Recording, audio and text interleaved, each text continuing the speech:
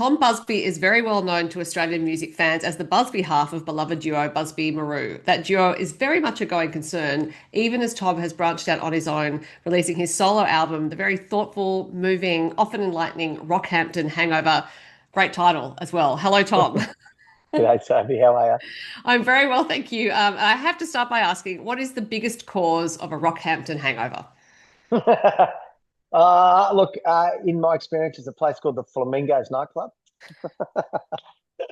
But look, I know it sounds like if you've been to Rockhampton, you know damn well what a Rockhampton hangover is, and you won't forget it, that's for sure. But the truth is, it's just a metaphor for this album, and just like a Rockhampton hangover, there's a few things that are certain. You're definitely going to have another one, Right. um, right? But two, you're going to get through it. Okay, it's Okay. not the end of the world, and that's kind of the metaphor I'm using, like a fork in the road. Challenging times that you either moving on or different stages of your life. It's like for me, like it feels like you're not going anywhere or you can't get through it. But if you just kind of remind yourself, it's a little bit like a Rockhampton hangover. It might hurt, right? But you've had a good time in the past. You just got to hold on, push through. When it starts fading away, all those opportunities will come, whatever they are. Uh, but now I'm intrigued about flamingos. Anyway, I won't let my brain go there. So now you've named it after Rocky because, of course, you're originally from Rocky, and you did put music on pause for a while to go back there and work in the family business after your father died. So I'm wondering whether songs emerged from that time, or was it actually a complete break from music for you? Definitely, no, it actually did. And I look like maybe subconsciously, I was probably trying to, uh, you know, dig into some content for this, album. Um, it was been a very intense 20 years. Jeremy and I from Busby Maru have just had a whirlwind career, and something that we never thought we'd ever do is be able to be musicians for a living. Mhm. And a couple of young boys from Rocky, and just in a blink of an eye, we've got our four kids each, and we have never been home for longer than 3 days in a row. And we're never saying no. We just like we only know. I mean, you don't say no to work, especially if you're from Rocky. You work hard, and that's what we did. We're just musicians, and the problem with that is you just get taken away from your families. And sometimes, there was a moment there we kind of put our head up and thought, it's gone really quick. Are we anyone else but Tom or Jeremy from Busby Marou?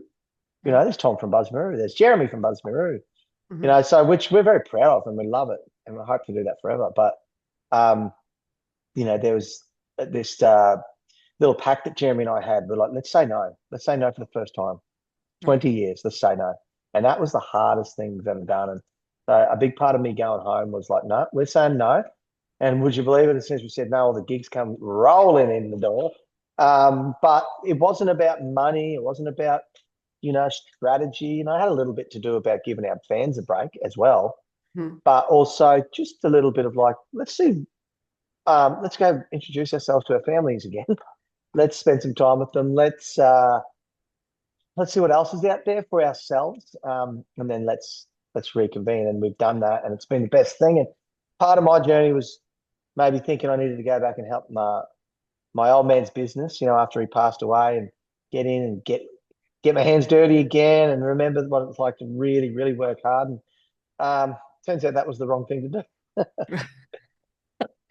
Or perhaps the right, because as you said, I was interested that you said subconsciously it might have been a move towards songwriting, because I'm wondering, in what you've just described as those busy 20 years, there probably wasn't a lot of time for your subconscious to actually prod you, because you had so much color and movement going on. You and Jeremy have played a lot of festivals, you played a lot of shows, tours, things like that. You've been releasing music, writing it, obviously recording.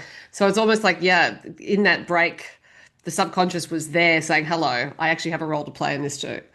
No, you are spot on. And it's funny as we talk about this now, and I've been speaking about this album a lot. I'm kind of like, ding, ding, ding, the light bulb's going off. Like it's all like in hindsight and perspective and retrospect and looking back going, that's why this has happened. And if you hear the album Rockhampton Hangover, it's really gutsy in a way where it's raw, it's really vulnerable.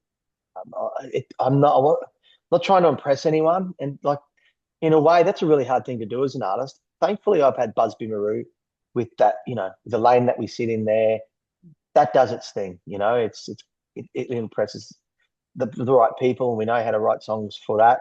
But to be honest, that's not what you should be doing as an artist anyway. You should be writing what just comes out. And that's what we did with our first album and our second album. And then probably third and fourth and fifth, you you know, you just have expectations. You've got, fans to keep happy. You've got radio stations that have been playing you. So sometimes you kind of start leaning into, playing into those zones, to keep the appearances up. And Busby Maru never, like, we're not those type of people, but we got probably a lot more successful than we ever expected, and we just didn't want to do the wrong thing. I suppose we're people pleasing sometimes, and um, that's the amazing thing about this record. I had a bit of a safety blanket in Busby Maru to allow myself to not worry about what anyone else was doing in their backyard, what was being played on the radio, what people thought. This was essentially my journal entry, and to pour it out like an album I would love to listen to. So you mentioned then that you knew how to write songs for Busby Marou. So I'm then interested in your songwriting process for this. Was it because it's a risk, right? Because you've been writing songs in a particular way, as you said when you were first releasing music in the duo, you were doing what you wanted to do. Then you came to write in a certain way, not formulaic at all, but it's more that you know your audience, you're writing for them. As a songwriter, what did it actually feel like to set yourself free? Because that can be scary, but also to think, well, how do I start this? Like, what's the first song I write here? Yeah, that's a good point. I mean, I didn't change my technique or my process, and it's pretty straightforward. It might be hanging out at my little caravan down at Fingal, or having a few scotches at home, and the guitar's getting pulled out for 20 minutes, and a little idea might pop up, quick, put it down. And just when those little moments come, grab them. And then when it's time to kind of think about it, bring them back up and dig in a little bit. And the difference this time was I used to be able to get the songs to a certain level Hmm. and then go, Jeremy, I think I got something here. All right. Okay. And then Busby Maru just was just like magic, like the sprinkle dust. It was so easy. And that's what I love about Busby Maru. We don't necessarily like each other's music taste, but we love what we write together. And yeah, look, with Jeremy and I, it's really easy. But that was a big part of this journey. It was like, okay, I used to write on my own. Like I'm always relying on something. I'm very comfortable. Now let's dig in a little bit, because the way I continue then that process just makes it a little bit different. And I wanted to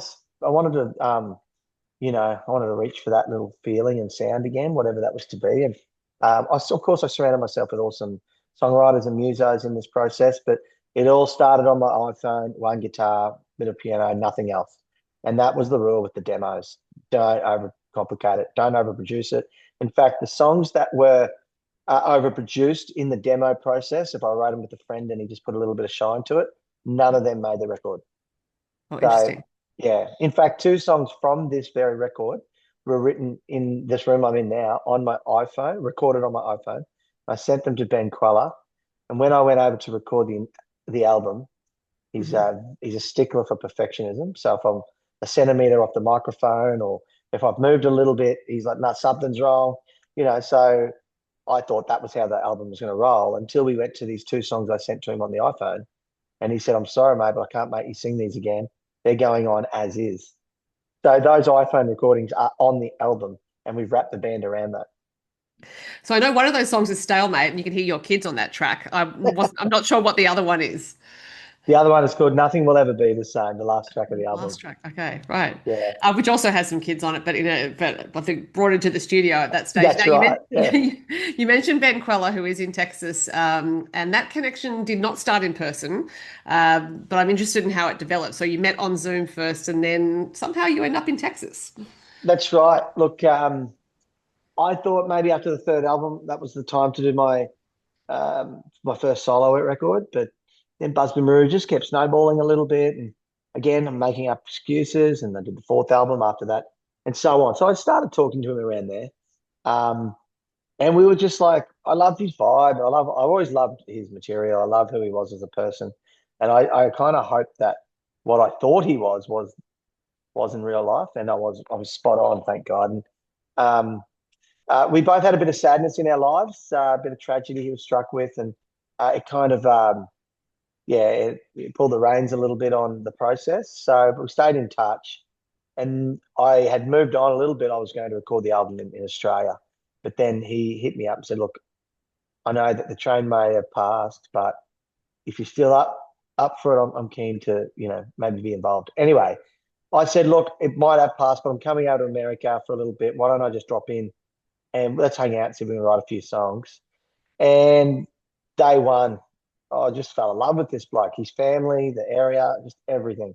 When we first met in real life, and he told me his whole story. He'd been through so much, and we sat in the studio first day, 3 songs, just immediately, like before lunch. Couldn't believe it. It was so easy. And then the next day we started again. He just came in and said, "Oh, man, I have to produce this record. I have to produce it." And I said, I don't think I can. I don't think I can. I'm having a break from Busby Maru because I need to spend more time with the family. I'm not supposed to be here. So I went back home and I told my wife, I you know, Ben's asked me to, he wants to produce it, which is obviously a dream, but that's not happening. And she said, "No, stop it. We're always waiting for an excuse. We're waiting for time. Let's pull the kids out of school, jump on a plane." And just what we did. She got a bit of time off work, and we went over and picked up a car, just drove straight across Route 66, ended up in Wow. Texas on the ranch and recorded 2 months. It was amazing. Best thing we've ever done. Not from a musical point of view. I mean, that was just a dream come true record for me anyway. But Mhm. from a family point of view of how we want to live our life and how we feel that we should be living our life. We've come back to Australia now, and we've taken that feeling on, and that's what we're doing in the future. Now, your wife is from Texas, I understand. She hadn't been home for quite a long time. So it seemed like this nice confluence, or it depends on whether or not you believe in coincidences, but it sounds like her family was close by to where Ben was living. And so that also worked out really well. It was unreal, and her story is quite complex, and her background. She's from a Pakistani family, and she grew up single mother, raised her, and outside of Houston, and just kind of hadn't been back, and maybe just didn't have the best memories of it, or didn't know what to expect. And when we went back, our kids were fully embraced by a big, massive, beautiful Pakistani family and that culture. And she was almost like, I was like joking with her, saying, like, "Look at you, the prodigal son has returned."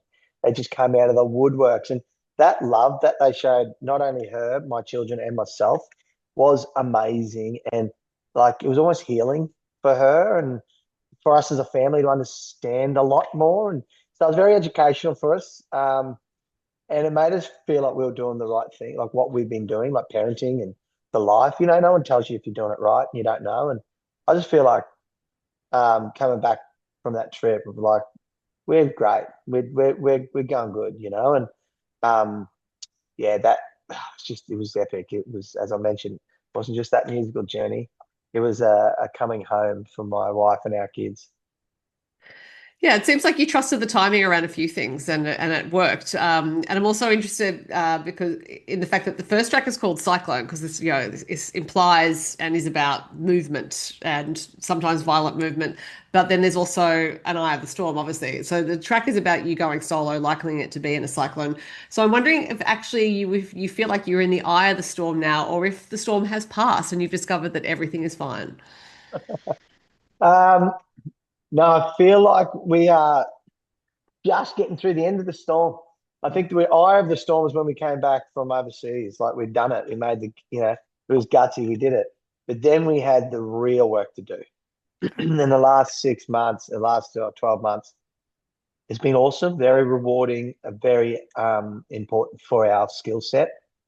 Like, particularly because I wanted to go independent and learn a lot more about that. Right. But wow, oh my gosh, I'm a hard worker.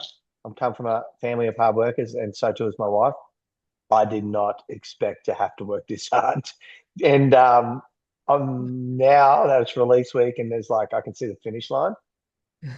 I'm like, this storm's it's coming. Bring on another one. Yeah. Wow, that's interesting. Um, so there are also songs on the album about some who are dear to you. Waiting for Tomorrow is about your father. Crazy is about your wife. And there was a great story I read about her being side of stage where you didn't realize that she was there and you said it's because she's crazy. And I was thinking it can be hard to actually capture how you feel about the people, such people in your life, because the memories and the emotions are huge, actually. But you certainly achieved that on these songs. So I'm interested in the songwriting process of whether there was a starting point, because as I said, it's a huge amount of stuff to corral into a song. So you need to start somewhere. That's a really good question. Sometimes I can get overwhelmed with all the information, the content, and the rhyming, and all of a sudden you've got this amazing melody and 1,000 different lyrics about one story that just doesn't make sense. Like to you, it might, but it just Mhm. doesn't. It's not simple enough, you know.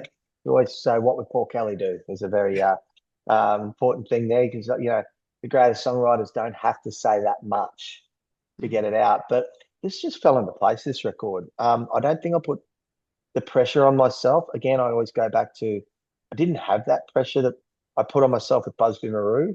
I feel like I need to make people happy and I don't want to let them down. And like I will admit, I was a little bit like, oh, there's going to be Busby Maru fans that I hope they're not too disappointed. Like it's not as sunshiny or poppy or here and there as that. I just really didn't want to disappoint them. But at the same time, I don't. I'm not Busby Maru. I'm Tom Busby. I need to tell this story. So I'm glad I stuck with my guns because I felt that I wasn't hiding behind anything. It was just literally, I'm just almost journaling and it just rhymes. You say it's not sunshiny, but it's uplifting, the album. Yeah, There's this real sense of warmth, and the word that came to me when I was initially writing notes was it's fulsome. And I don't know if yeah. that makes sense, but I was sort of like, yeah, it kind of feels like this fulsome, complete, warm, embracing album. I'm happy you said that. And when I talk about sunshiny, I always refer to um, the harmonies with Busby Marou as almost a Queensland feel. That's a very islander feel in a white fellow. I love that. Like I really love that about Jeremy and I. And I understand that now. Don't overcomplicate it. Couple of big blokes up there, white fella, black fella, just singing harmonies. It's beautiful.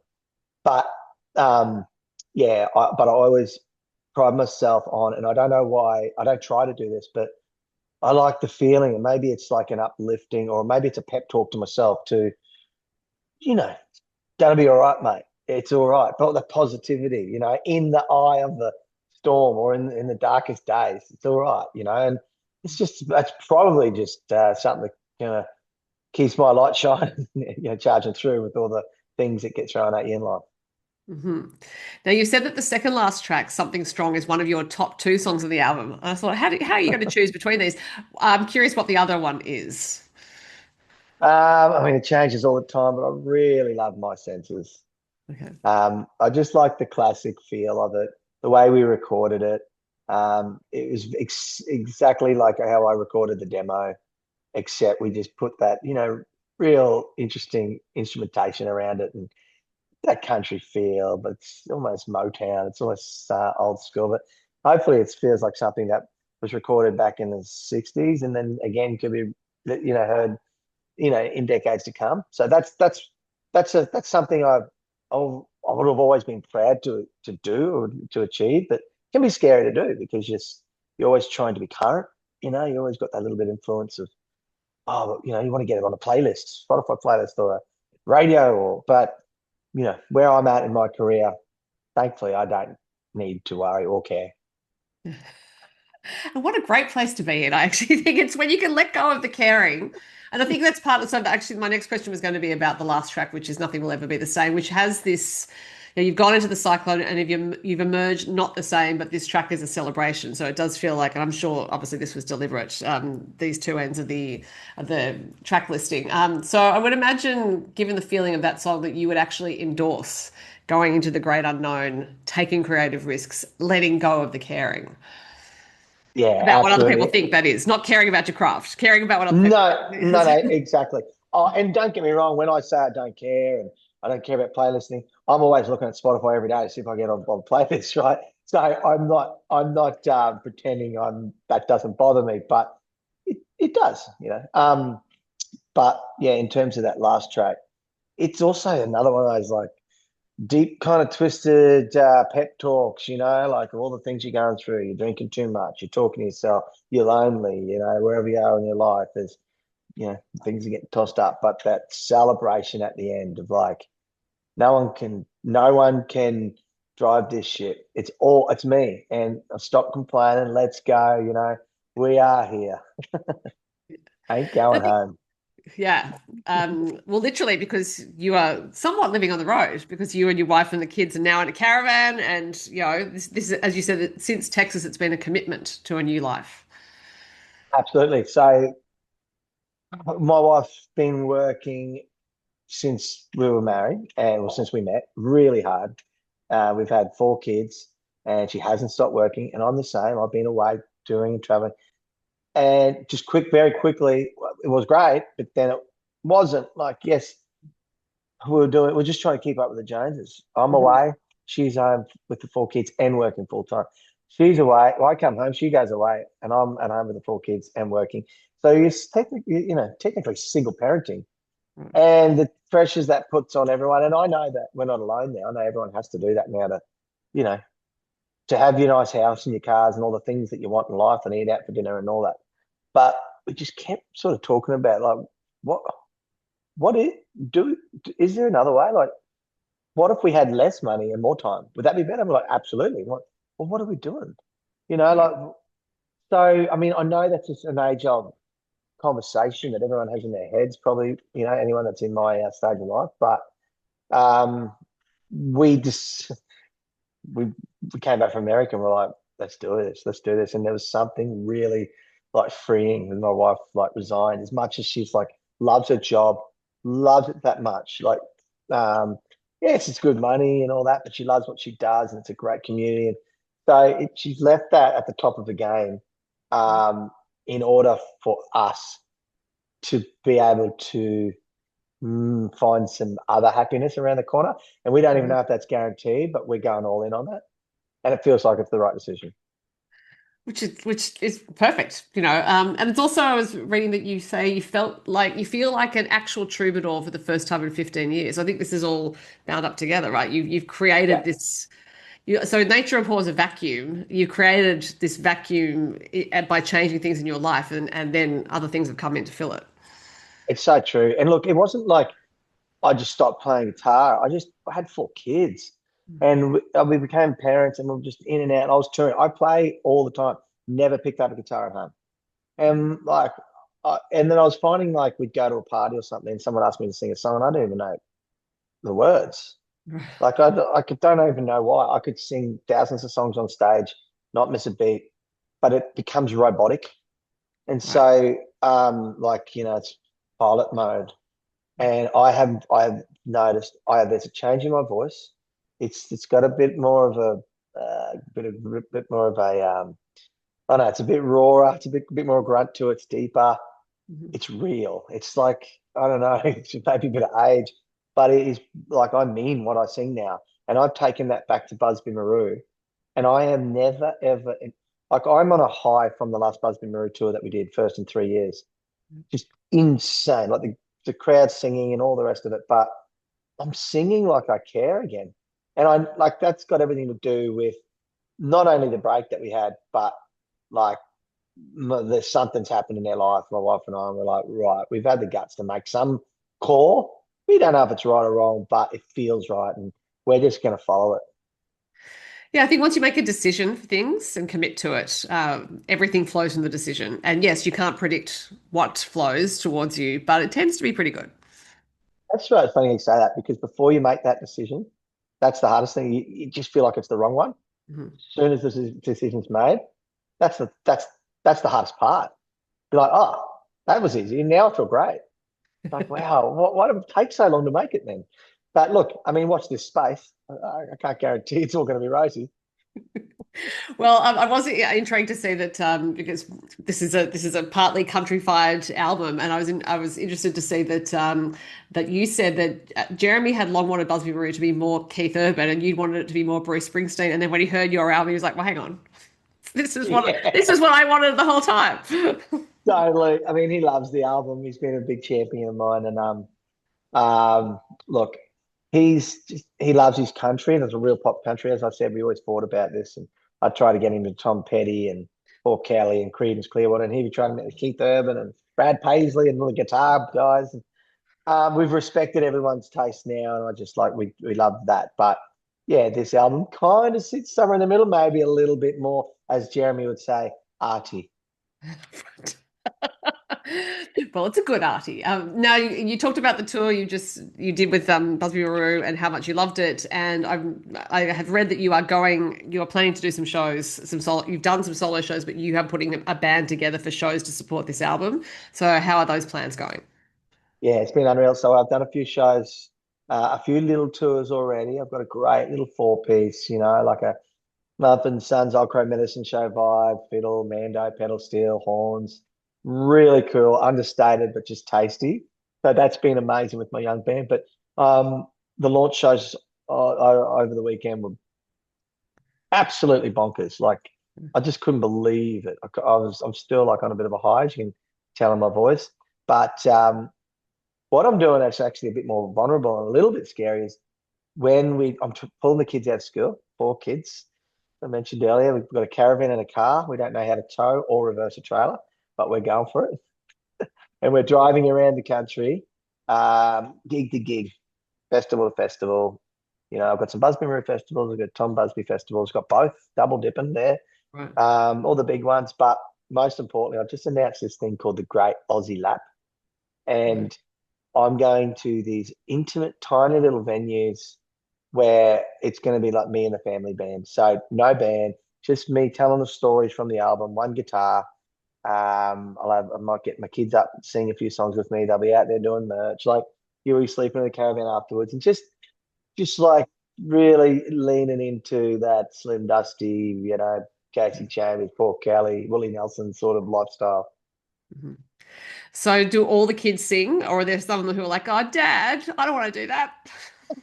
Yeah, a couple. It depends they're too tired. They don't want to. I don't make them, but no, they really do love it.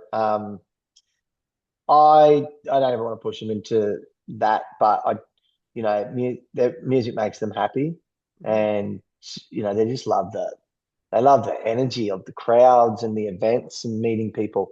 That's what I love them, and if I can ever get them up on stage with me, it definitely makes for a much better show than just Dad up on his own. Now, can people find out where you're going to be on this great Aussie lap? Will you be pre-announcing, or are you going to do some last minute pop-ups?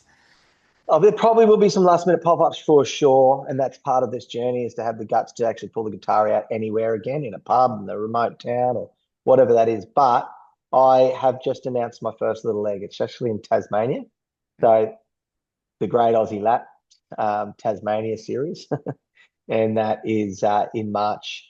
I've got three shows booked down there, just nice little venues, and then from there we head to South Australia, and I just will slowly plot as we go. I'm not going to try to burn myself out, as I've got lots and lots of things happening Mhm. all around the country where I'll leave my family on the beach somewhere, and I'll cruise back and play. But a lot of the times they'll come with me to these festivals, Big Red Bash, Monday Bash. There's a few other festivals about to be announced, but yeah, first stop Tasmania in March. I think it's mid-March, but I can't wait. Three special shows. So does this mean the caravan is going on the Spirit of Tasmania? Yes, and we're booked on a date early March. I haven't even got the caravan yet.